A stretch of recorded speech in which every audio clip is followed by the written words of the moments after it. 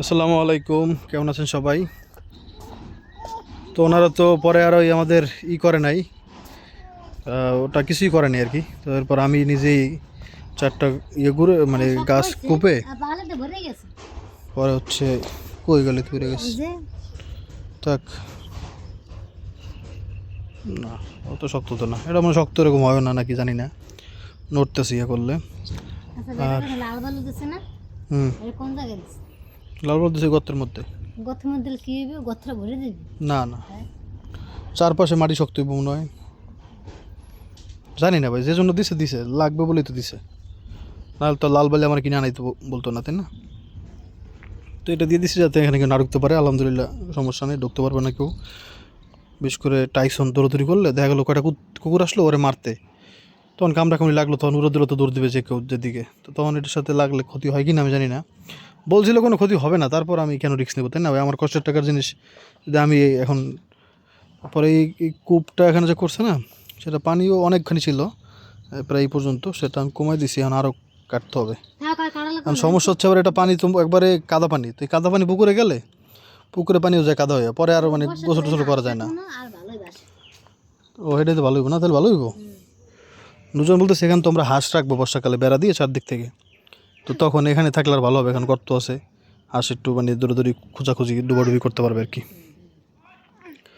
সেটা ভালো। তবে একটা জিনিস দেখছো, সবাই তুমি তো কইছিলা যে কল উঠলে অনেক বালি উঠে, কিন্তু এরকম তো বালি উঠে নাই, অল্প একটু বালি এখানে। আরে বালি তো আমাদের এখানের বালি, কারণ দেখেন এই ওখান থেকে ওই যে ওই দিক ওদিক গর্ত করা, ওখানে গর্ত করা, এখানে গর্ত। হুম, না না, চারপাশে গর্ত তো মাইরেই দিছি আমি, এদিকে গর্ত ছিল না যে চারটা পাইপ, যে বড় বড় মোটা পাইপ দিয়েছিল, তো এগুলো ভিতর থেকেই উঠছে, কিন্তু কথা হচ্ছে এই যে মানে কলের ভিতর থেকে, তো সেই অনুযায়ী বালি খুবই অল্প উঠছে। আমার নুরজান বলছিল বালিতে উঁচে দিব, ওরম বালি তো হয় নাই। সবশেষে আলহামদুলিল্লাহ আল্লাহ পাকে শুক্রিয়া যে আল্লাহ পাক আমাদেরকে কলটা দেওয়া হইতেছে। 3-4 দিন পরে হচ্ছে ওরা আইসে এই পানিটা বের করে দিয়ে যাবে আর কল বসাই দিয়ে যাবে। হুম, তো ওটা দেখাবো না ইনশাল্লাহ আসলে। যেভাবেই হয়েছে আলহামদুলিল্লাহ ভালোই হয়েছে, সব মিলে আর কি।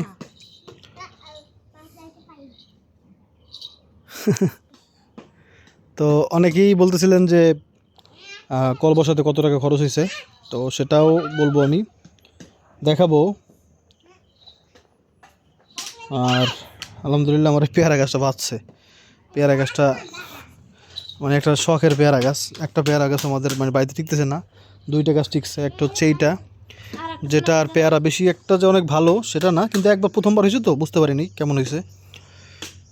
আর একটা গাছ ছিল এখানে, সে গাছটাও মরে গেছে ওই বালু দেওয়ার পরে। এখানে একটা কমলা গাছ ছিল, সেটা বালু দেওয়ার পরে মরে গেছে। কত বড় কমলা গাছ ছিল, একবারে এত বড়, মরে গেছে। আর একটা কাজ আজকে নূরজাহান আর আমার খালাম্মা মিলে অনেক কঠিন একটা কাজ করছে। সেই কাজটা হচ্ছে, আমি দেখাচ্ছি, দরকারি কাজ করছে একটা, অনেক দরকারি। সেটা হচ্ছে আমাদের এই পুরা পাড়া, না দেখালে তো বুঝবেন না, দাঁড়ান। আচ্ছা তাহলে এটা কি এটা কেটে ফেলবো নাকি? বাবা, এই সিম গাছ হবে না বললেন নাকি অনেকেই, একটু আরেকবার বলবেন প্লিজ, কেটে ফেলবো কিনা। দেখেন এখানে কিন্তু একেবারে ঝোপ ঝাড় ছিল সব কিছুতে। আপনাদের হয়তো যারা এখান থেকে বিরোধ দেখছেন, তো অনেকবার আমি এই সিম গাছ নিচ দিয়ে গেছি, তো তারা খেয়াল আছে নিশ্চয়ই, বেশ ঝোপঝাড় ছিল কত পরিমাণ সেটা। এই যে দেখেন এখানে টাল করা আরও আছে। হুম, এই যে দেখেন গাছে কীরকম হয়ে গেছিলো আম গাছের ভিতরে। বাবা, আমি বাড়ি খেয়েছি একটা। এরপরে হচ্ছে আপনার এখানে এই যে মরিচ গাছ দেখাই যেত না এত পরিমাণে, এই দেখেন ওই যে টাল করা। হুম,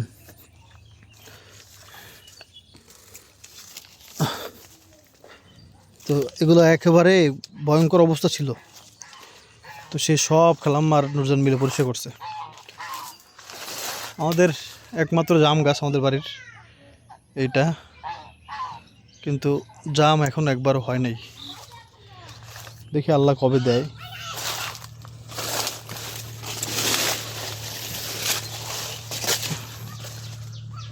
পুরো বাড়িটা খালাম্মা না হইলে এটা আমি আসলে সত্যি কথা বলি, তাহলে এটা আমি হয়তো করতেই পারতামই না, বলে চেষ্টা করলেও পারতাম না, কারণ প্রচণ্ড ভয় লাগে আমার এই ইসে, মানে যোগ থাকে অনেক, সেই জন্য। এই দেখেন কি পরিমাণ, এটা হচ্ছে আমলকি গাছ আমাদের, একটা আমলকি হইল না, এত বড় গাছ হয়ে গেছে, দেখেন কত বড় গাছ। আল্লাহ জানে, হয়তো আবার যখন হবে তখন আবার এত পরিমাণ হবে যেটা খাওয়া আমাদের পক্ষে সম্ভব হবে না, সেটা মানে মনে হইতেছে আর কি।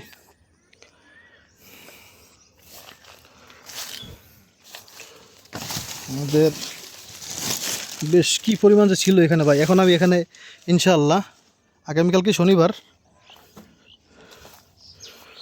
আরে শনিবার বইলা তো একটা কাম ঘটাই ফেললাম। আনুজান একটু কোদালটা নিয়ে আসো তো, কালকে শনিবার, তাহলে তো কালকে গাছ উঠবে, মানে ইসের গাছ, চারা গাছ, আপনার কুমড়া, তারপরে লাউ, এটা লাগাইতে হবে। হ্যাঁ বলো। এই দেখেন, দেখছেন বেশ অনেক পরিমাণ ঝোপঝাড় ছিল।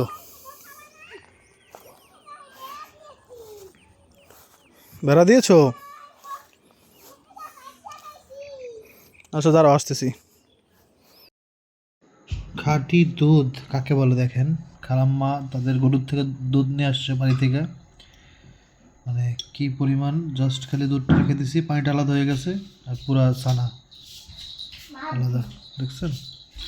এই দেখেন,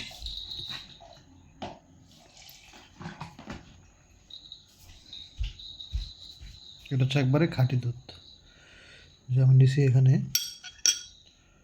সবার জন্য রাখছি। কিন্তু আমি খাবো না।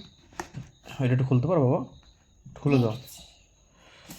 এটা একেবারে মানে দেশি গরুর দুধ, এটা কিন্তু কোনো ওই যে ঘাসের সাথে কোনো খাবার মিলানো বা ঘাস চাষ করে তারপর সেই ঘাসে সার দিয়ে তারপর সেই ঘাস খাওয়ানো, এরকম না, একেবারে দেশি ঘাস, মানে বুঝতেই পারতেছেন, খেতে মাঠে যে ঘাস থেকে সে ঘাস খাওয়া গরুর দুধ। কি পরিমাণ লেয়ারটা পড়ছে, শক্ত লেয়ার, দেখছেন? আচ্ছা বাবা খুলছো, এখন টক দই বা এখন চিনি ছাড়া আমি খাইতে পারি না। আচ্ছা এখন একটা কথা আছে, ধরেন এই যে দুধটাই, এই দুধটার সাথে যদি আমরা চিনি মিশায়া, হ্যাঁ, পরে যদি রেখে দিই, তাহলে কি এরকমই দই পড়বে নাকি তখন আর পড়বে না? এটা তো একটা চিন্তার বিষয়, তো জানলে কেউ বলবেন, আমি একটা ট্রাই করে দেখবো না, হ্যাঁ? আমি খাবো না। তো এটা সকালবেলা কি হয় শেষ আমি পর্যন্ত? খাবো। হুম, আমি খাবো। তুমি আগে ভাত খাও বাবা। না মাছ খাবো না। হ্যাঁ, গোস্ত রান্না হচ্ছে, গোস্ত দিয়ে ভাত খেয়ে তারপর এটা খাবো।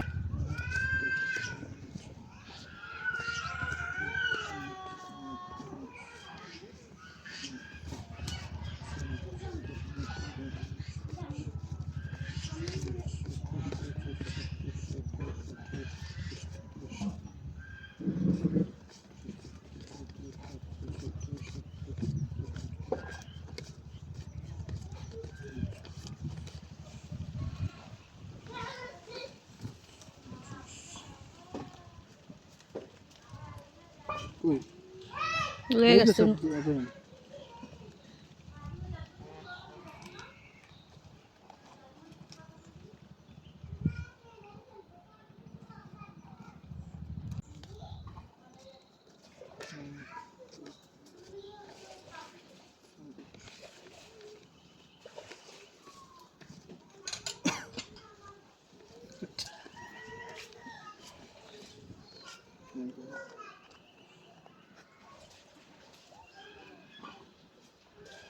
অলরেডি 3000 টাকা খরচ হয়ে গেছে।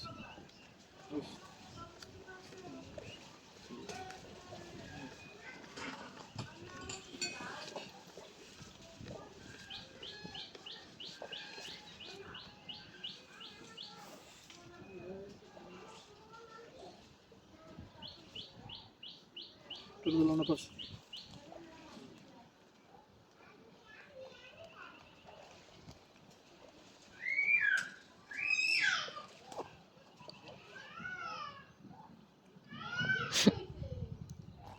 মানে একটা চেপনে তো টাকা লয় নাই। এই জায়গার দাম জানো স্যার? 300 টাকা। আজকে যেই পরিমাণে গরম পড়তেছে, আজকে হচ্ছে কত তারিখ? আজকে 8 তারিখ, 8ই মে। এরকম গরম মানে এই বছরে আমি আর দেখিনি ভাই, এত বেশি গরম পড়তেছে। মানে দাঁড়ায় আছি এটা ছায়ার জায়গায়, সেখানে ঘাম ঝরতেছে, এরকম একটা অবস্থা। মানে প্রচণ্ড প্রচণ্ড গরম, মানে এই বছর এত গরম দেখি নাই। অনেকদিন তো হইলো বৃষ্টি হয় না, হ্যাঁ হইলো হালকা হয়েছে গতকালকে, কিন্তু গরম পড়ছে, আল্লাহ জানে কেমন বৃষ্টি নামে পরে আবার। আপনাদের ওখানে গরম আছে আজকে 8 তারিখে, বা কবে গরম পড়ছে বেশি এই বছরে? গ্রামের সৌন্দর্য আসলে সব কিছুতেই সৌন্দর্য আসলে মানুষের মনের উপরে মানে পার্সেন্ট টু পার্সেন্ট ভ্যারি করে। কারণ হচ্ছে দেখেন, আমার কাছে ভালো লাগে এই ধরেন এই জায়গাটায় আপনি বসে রইলেন, আপনার বন্ধু বান্ধব নিয়ে বাতাস খেলেন, কোনো একটা খাবার খেলেন, সেটা হতে পারে মুড়ি বানানো, সেটা হতে পারে আম, কাঁচা আম, হ্যাঁ লবণ মরিচ দিয়ে খাওয়া। এটা হচ্ছে আমার কাছে ভালো লাগার মধ্যে একটা ধরেন। তো এরকম আসলে এক একজনের এক একটা ভালো লাগা আছে। তবে গ্রামে আগের মতো কোনো আসলে শান্তি নাই। আপনার অবশ্যই যারা গ্রামে বাড়ি করবেন তারা সব কিছু খোঁজ খবর নিয়ে তারপরে বাড়ি করবেন, যে আসলে এলাকার মানুষ কেমন, তারা কি মানুষকে হিংসা করে কিনা, তারা কি অন্যের বদনাম নিয়ে ব্যস্ত থাকে কিনা, নাকি নামাজ পড়ে বেশি, এগুলো আগে খোঁজ খবর সব নেবেন, তারপরে একটা বাড়ি করবেন। একটা বাড়ি আপনি যদি করে ফেলেন, দেখেন আমি এখন করে ফেলছি, এখন আমি যাইতে পারবো না আর, এই হচ্ছে একটা অবস্থা। বিক্রি করা পসিবল না। এত টাকা খরচ করছি, দেখা গেল আমি খরচ করছি 25 লাখ, কথার কথা কেউ আমারে বলবে এটা 10 লাখ, তাইলে এটা তো বুঝতেই পারতেছেন, মনে করবে আমি মানে ঠেকছি, হ্যাঁ এখন আমার টাকা লাগবে বা এরকম কিছু মনে করবে, বা আমি যে কোনো কারণে বেচতে চাইতেছি, মানে ঠেকছি মানে এখন দাম কম, এরকম। তো আপনি বাড়ি করলে ওটা ছেড়ে যাইতে পারবেন না। সে যদি অনেক টাকা থাকে, আপনার গ্রামে বাড়ি করলেন, আবার শহরে বাড়ি করলেন বা ফ্ল্যাট কিনলেন, সেখানে থাকলেন, সেটা অন্য ব্যাপার। মাঝে মাঝে গ্রামে আসলেন, সেটা তো তাহলে তো কোনো সমস্যাই নেই। তাতেও সমস্যা আছে ভাই, গ্রামের যে অবস্থা, মানে আসলে সব চিন্তা করেই করা উচিত।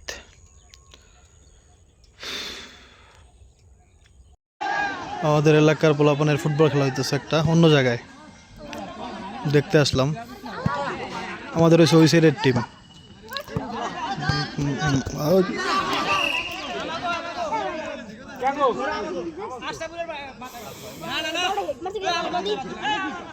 বড় ভাই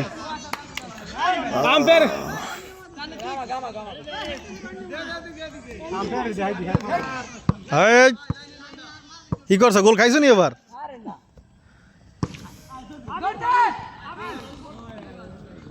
আরে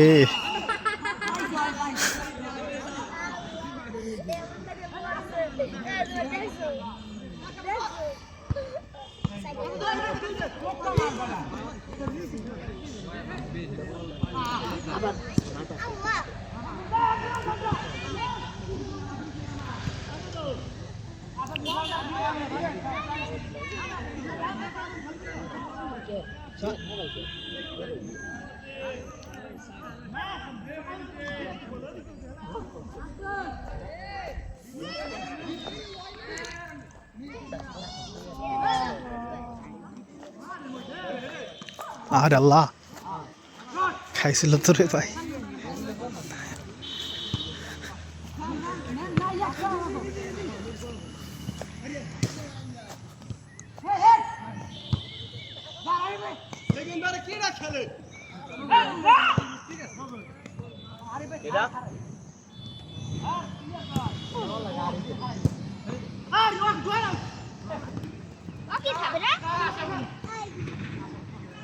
ও আচ্ছা, পোলাপান হচ্ছে মিলানো, এগুলো বেশিরভাগই আমাদের এলাকারই। মানে ভাবছিলাম অন্য এলাকার মানুষের সাথে খেলা, তো সেখানে মিলে জিলে খেলা আর কি, এই জন্যই তো বলি।